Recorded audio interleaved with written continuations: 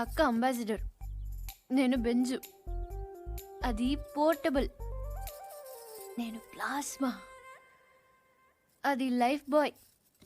నేను లక్స్.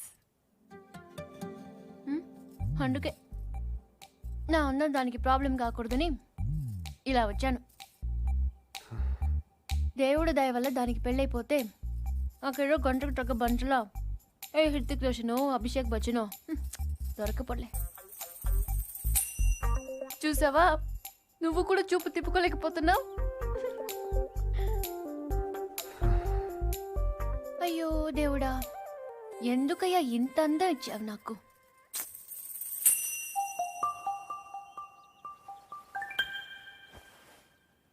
బాధపడకు పూరి. మీ అమ్మ వాళ్ళందరూ అనవసరంగా భయపడుతున్నారు కానీ నువ్వు అంత అందంగా ఏం లేవు.